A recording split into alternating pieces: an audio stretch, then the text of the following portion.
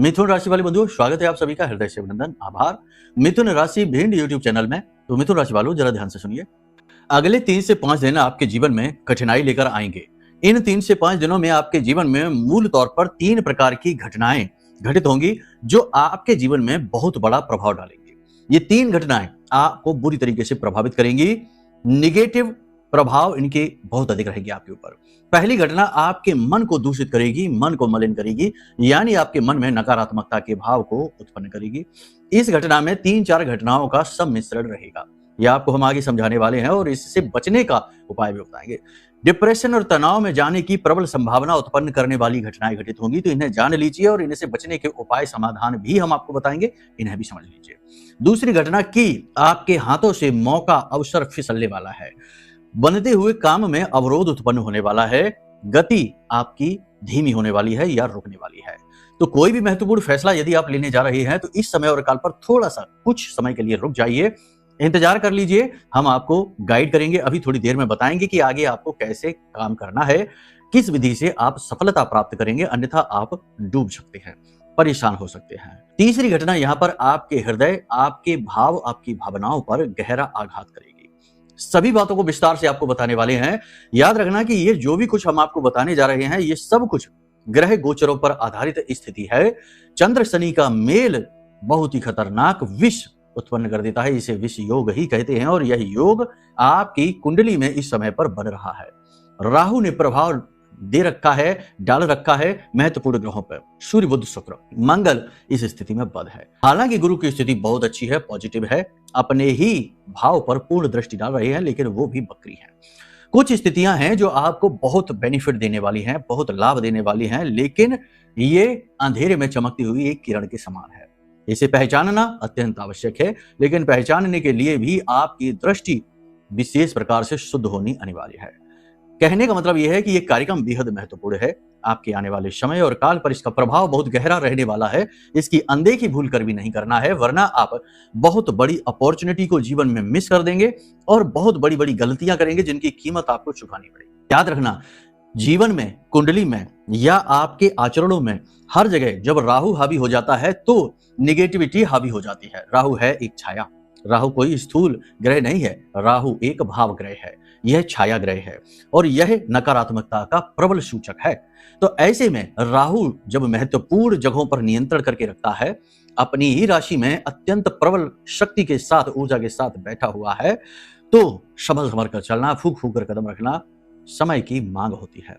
याद रखना कि समय की मांग को जो व्यक्ति समझता है, समय अनुकूल फैसला लेता है, वह उत्तम जीवन को प्राप्त करता है, दुष्कर परिस्थितियों से बाहर निकलता है, और जो समय की मांग को नहीं समझता है वह पिस जाता है, क्योंकि समय जो आपसे मांग रहा है वह समय तो आपसे ले ही लेगा। समय से कोई जीत नहीं पाया है।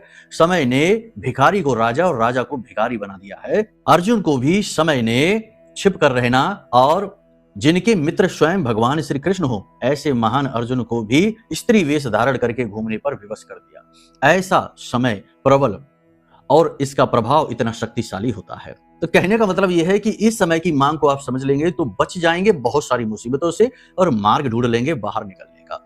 जो भी बातें हम आपको अब आगे कार्यक्रम में बताने जा रहे हैं वे कोई साधारण बातें नहीं हैं। हल्के में मत लेना, इनकी गहराई को समझना, शब्दों को समझना, शब्दों के भाव को समझना, कुतर्क नहीं करना है। अनावश्यक मन में प्रलाप यदि उत्पन्न हो, कुतर्क मन में उत्पन्न हो, उल्टी सीधी बातें, तो आप बहुत बुरी तरीके से राहु से पीड़ित हैं और आपका भगवान ही मालिक है। तो कहने का मतलब यह है कि मन को शुद्ध करिए, शांत करिए, दुनियादारी की बातों को दिमाग से निकाल दीजिए और पूरी एकाग्रता के साथ इस कार्यक्रम में ठहर जाइए। आपके कुछ मिनट आपके जीवन को बदल देंगे। हम वो चीजें आपको बताएंगे, महामाई की कृपा कैसे सीधी आपको प्राप्त होगी ये बताएंगे। साथ ही साथ आपको बताएंगे महामाई के द्वारा दी गई दिव्य अनुभूतियों के आधार पर कुछ विशेष भविष्यवाणियां, विशेष सावधानियां जो आपको देववाणी की तरह प्रभावित करेंगे। इन सब बातों के पीछे मूल सार यह है कि बस कुछ समय आप हमें दीजिए, हमारी मेहनत सफल होगी और आपका जीवन सफल हो जाएगा। तो चलिए महामाई को याद करते हैं, दर्शन करिए महामाई के, हमारी प्यारी माँ के दर्शन करिए और लिखिए कमेंट में पूरे भाव के साथ, जय माँ भद्रकाली कृपा करो।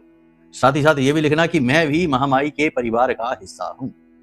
साथ ही साथ श्री यंत्र जो कि माता लक्ष्मी की संपूर्ण ऊर्जाओं को आपके जीवन में लेकर आएगा, अत्यंत शक्तिशाली, दिव्य और महामाई के मंत्रों से पूर्ण रूप से जागृत। बहुत सारे लोगों ने जिन्होंने इसे मंगा लिया है, जिनके पास ये पहुंच गया है, जल्दी पहुंच गया है, उनके अनुभव बड़े ही अच्छे, बड़े ही तीव्र, बड़े ही शुभ हैं।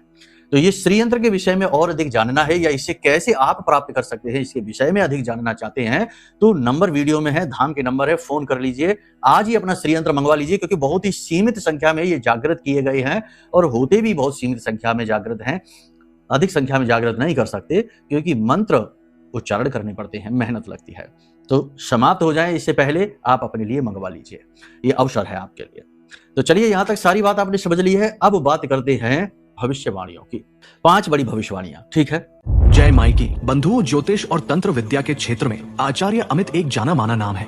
पूज्य गुरुदेव के साधनाओं और ज्योतिष विद्या के अनुभव बेहद दिव्य है। जी हाँ, पूज्य गुरुदेव ने जिसकी भी कुंडली का विश्लेषण किया और कुंडली के अनुसार उसे सटीक उपाय व महामाई माँ बगलामुखी की विशेष कृपा दी, उसके जीवन में सकारात्मक बदलाव तो आ ही है। फिर चाहे समस्या कितनी ही कठिन क्यों ना हो, समाधान तो अवश्य हुआ है। अब ऐसे में यदि आप भी अपने जीवन की किसी बड़ी समस्या से जूझ रहे हैं, जैसे कि कर्जा बढ़ता ही जा रहा है, काम धंधा और व्यापार सब रुक चुका है, रिश्ते नातों में तनाव हद से ज्यादा बढ़ गया है, पूरा जीवन ही नकारात्मकताओं से भर गया है, तो ऐसे में यही सही समय है जब आप श्रेष्ठ गुरु से मार्गदर्शन प्राप्त करें और जीवन के अंधकार को समाप्त कर दिव्य प्रकाश की ओर कदम बढ़ाएं। वीडियो में दिए गए नंबरों पर तुरंत संपर्क करिए और अपनी कुंडली का विश्लेषण व समाधान पूज्य गुरुदेव के द्वारा करवा लीजिए। देर ना करें, आपके देवी देवताओं के आशीर्वाद से ये मौका खुद चलकर आपके पास आया है, इसे गंवाना नहीं है।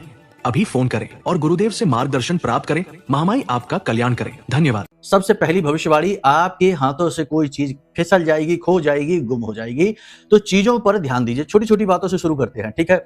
चीजों पर ध्यान दीजिए, अपनी जरूरी चीजों को सुरक्षित रखिए, वरना आप अपना थोड़ा मोड़ा नुकसान करवा बैठेंगे। चीजें टूट जाएंगी, खो जाएंगी, गुम हो जाएंगी, संभल कर रहना। दूसरा, फिसलने का डर है, गिरने का डर है, चोट लगने का डर है, संभल कर रहना है। कोई तीखी, पैनी, नुकीली चीज, धारदार चीज चुभ सकती है, उससे आप घायल हो सकते हैं, तो थोड़ा इन चीजों का संभल कर प्रयोग करिए। ये बहुत आवश्यक, अनिवार्य भविष्यवाणी है, ऐसा होगा ही। लापरवाही, देखो क्या है, आप समझो, जैसे हम आपको कोई बात कहते हैं तो इसका मतलब ये नहीं कि 100% होकर ही रहेगा, अब आप बच नहीं सकते हैं, नहीं। ये ग्रह की स्थिति है, वो आपके साथ ऐसा करेगा अवश्य, लेकिन यदि आप सावधान हो जाते हैं, सतर्क हो जाते हैं, तो आप अपना बचाव कर लेंगे। जैसे किसी शहर में बहुत तेज तूफान आ जाता है, बहुत तेज प्रचंड तूफान आ जाता है, तो अब ऐसे में जिन लोगों को पहले पता चल जाता है, जैसे कि अधिकारी है, गवर्नमेंट है, पहले ही सूचना दे देती है कि बड़ा तूफान आने वाला है, संभल कर रहिए, तो जो इस बात को गंभीरता से ले लेते हैं वो अपनी सुरक्षा कर लेते हैं, अपने बंकरों में चले जाते हैं, तलघरों में चले जाते हैं, या फिर शहर को छोड़कर कहीं बाहर चले जाते हैं, किसी दूसरे शहर में चले जाते हैं। तूफान तो आएगा, वो नहीं रुकेगा, घटना तो घटित होगी, वो नहीं रुकेगी, लेकिन यदि आप संभल जाते हैं तो आप बच जाएंगे, यह आपका कम नुकसान होगा, हल्का नुकसान होगा। ऐसे ही ज्योतिष की भविष्यवाणियां होती हैं। ज्योतिष घटनाओं के विषय में कहता है, ग्रहों के आधार पर होने वाली स्थितियों के बारे में बताता है, लेकिन यदि आप चालाक हैं, सतर्क हैं, चीजों को समझते हैं, तो आप अलर्ट हो जाएंगे। जैसे कि रोड पर आप जा रहे हैं और आगे साइन बोर्ड लगा है कि बड़ा ब्रेकर है, जो चालाक है वो ब्रेकर देखकर गाड़ी की गति को धीमा कर लेगा, तो वो बच जाएगा, और जो नहीं समझेगा, चीजों को हल्के में लेगा, गंभीरता से नहीं लेगा, वो गति को बनाकर रखेगा और आगे जाकर दुर्घटनाग्रस्त हो जाएगा। तो कहने का मतलब ये है कि ये तो आपको भविष्यवाणियां जो होती हैं, ये घटनाओं के क्रम को बताती हैं, पूर्व चीजों को, घटित होने वाली बातों को पहले ही बता देती है। आपको बस इसमें अपना बचाव करना है। बाकी विधि के विधान को कोई नहीं समझ पाया है, ईश्वर के नियम कानून को कोई नहीं समझ पाया है, समझने में ज्यादा दिमाग भी नहीं लगाना है। बस जो हमें विद्याएं मिली हैं, चाहे ज्योतिष हो, चाहे अंक शास्त्र हो, चाहे कोई भी विधि विधान हो, जो भी विद्याएं हमें मिली हैं, उनके माध्यम से अपने जीवन को सरल बना लेना है ना। यही बात स्पष्ट है। बाकी लाग लपेट की बातें चाहे जितनी कर लो, भ्रम फैलाने वाली बातें चाहे जितनी कर लो, भविष्यवाणी का मतलब यह है कि होने वाली घटना, अब आपकी स्थिति ये तय करेगी कि उस घटना से आप कितने प्रभावित होंगे। बस इतनी सी बात है। समझने वाले यहीं पर समझ जाएंगे, और जो ना समझ होंगे वो उनके पास कुतर्कों का पुलंदा तैयार हो गया होगा, और 500 तरीके के कुतर्क करेंगे, तो आपसे बात ही नहीं करनी हमको। कुतर्क की धर्म में कोई जगह नहीं है, ठीक है। कोई बड़ा निवेश करने से आपको बचना है इस समय और काल पर। हम तो कहेंगे कि आने वाले 10 से 15 दिन, जब तक ये स्थिति बनती है, जब तक सूर्य राहु की गिरफ्त में रहता है, जब तक बुध और शुक्र राहु के साथ बैठे हैं, ऐसी स्थिति में तो आप ऐसा करें ही नहीं।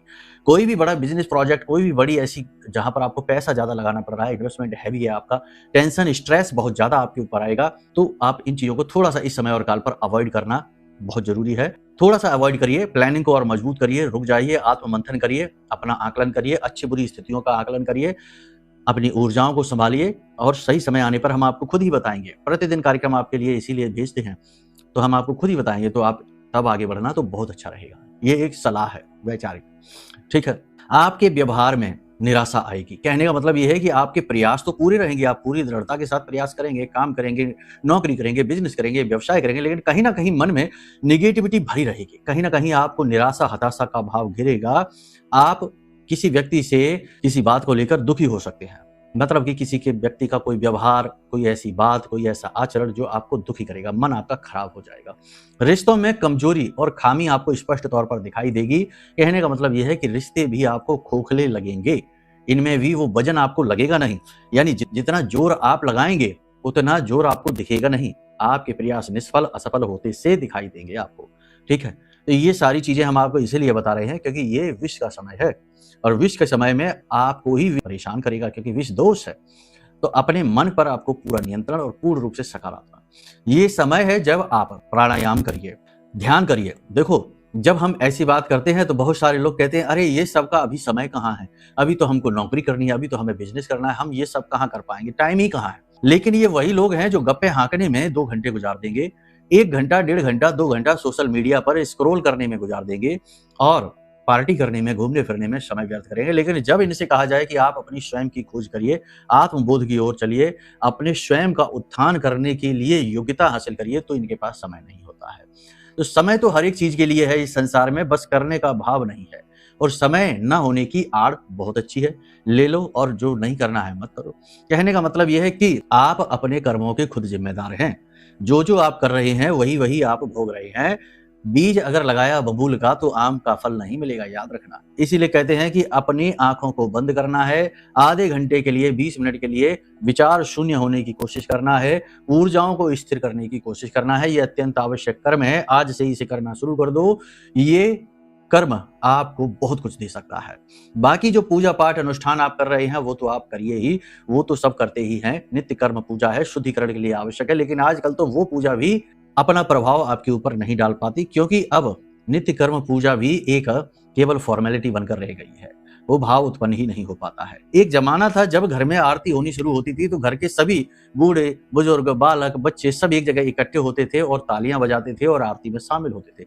घर में सुबह शाम की आरती हुआ करती थी ऐसी, और सब इकट्ठे हो जाया करते थे अपना अपना काम छोड़कर और आरती में लीन होते थे, गाते थे प्रेम के साथ। लेकिन आज बताओ किन घरों में कितनी आरतियां होती हैं, और अगर आरती हो भी रही है तो कहो उनके बगल से ही उनके बच्चे मोबाइल में डूबे हैं, हस्बैंड किसी और चीज में डूबे हैं। हो सकता है कि किसी दूसरे कमरे में हस्बैंड बैठकर और मदिरापान कर रही हो और महिला आरती कर रही हैं। तो अब आप समझिए कि समय और वातावरण कितना परिवर्तित। अब ऐसे में नित्य कर्म पूजा क्या सफल होगी?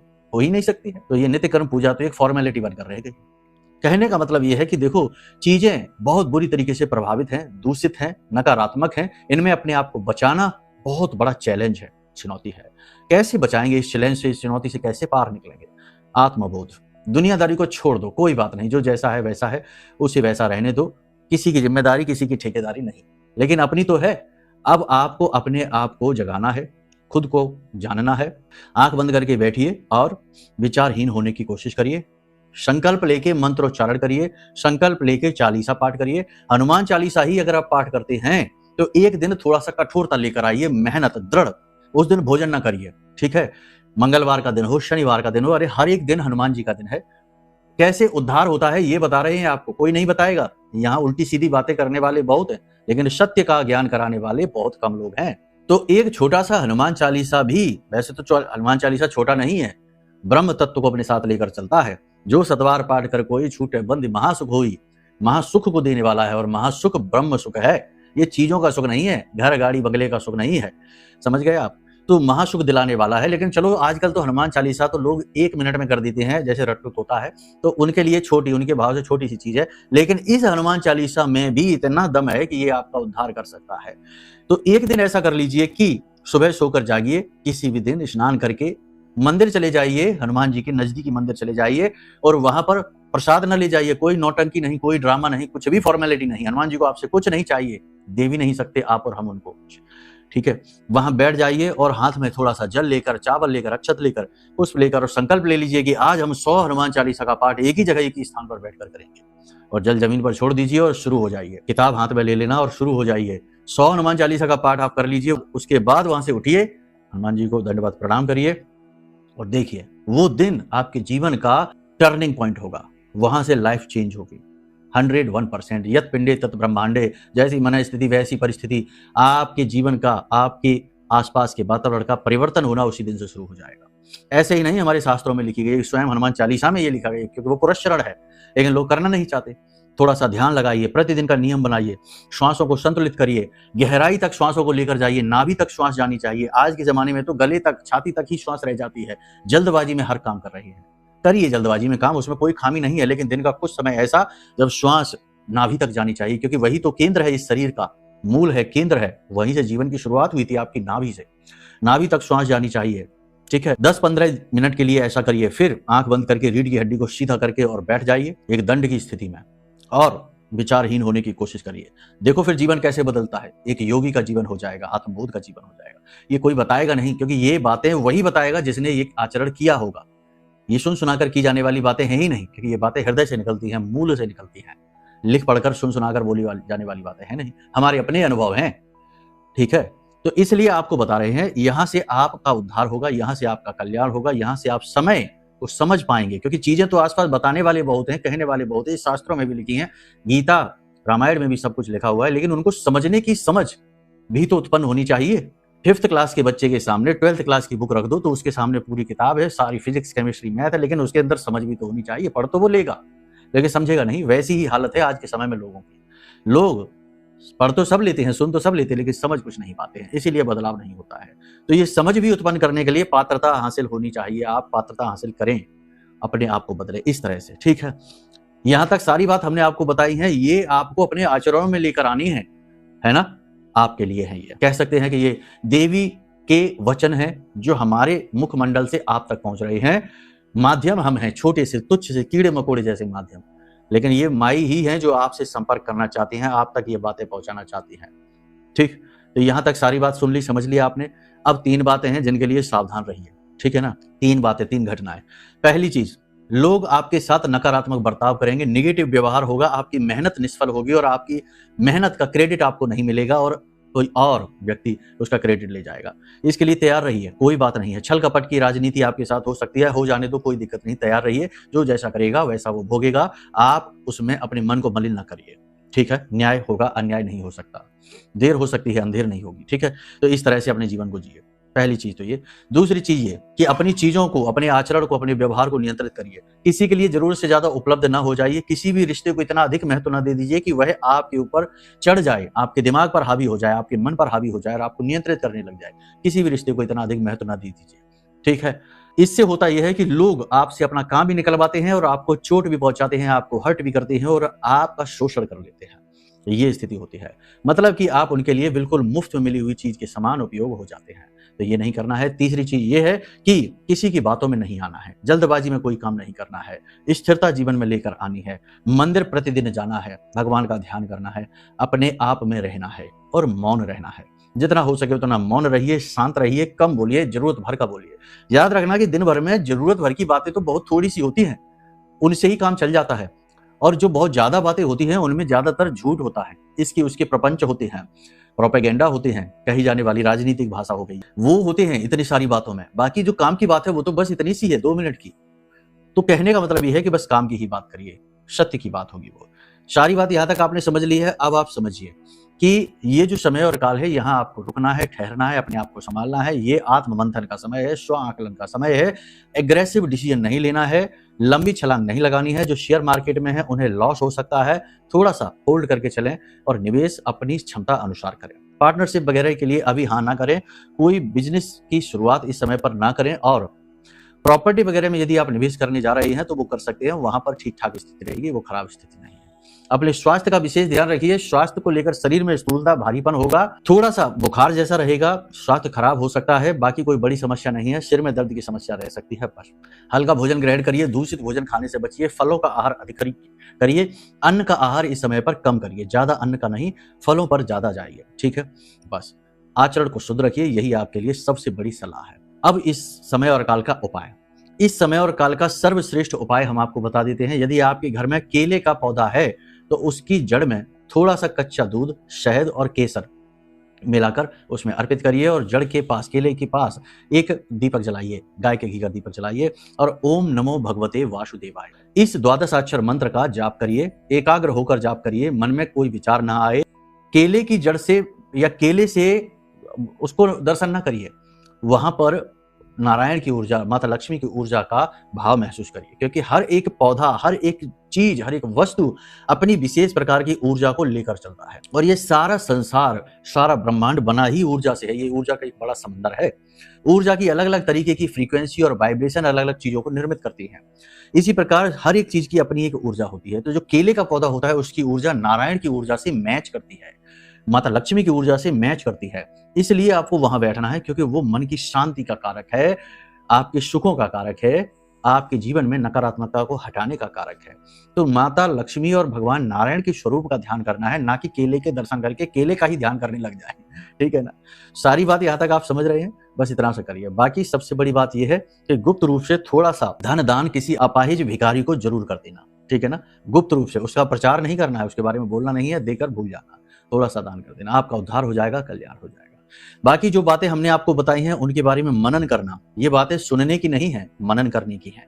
सुनकर ही छोड़ दिया तो ये सब बकवास है, किसी काम की नहीं है आपके। आप कहेंगे कि क्या समय दे दिया अभी फिजूल में, कुछ भी तो समझ नहीं आया, ऐसा कहेंगे आप। मनन करेंगे तो बहुत कुछ है इसमें। ठीक है? बाकी जो सावधानियां बताई हैं वो ग्रह गोचरों पर आधारित है।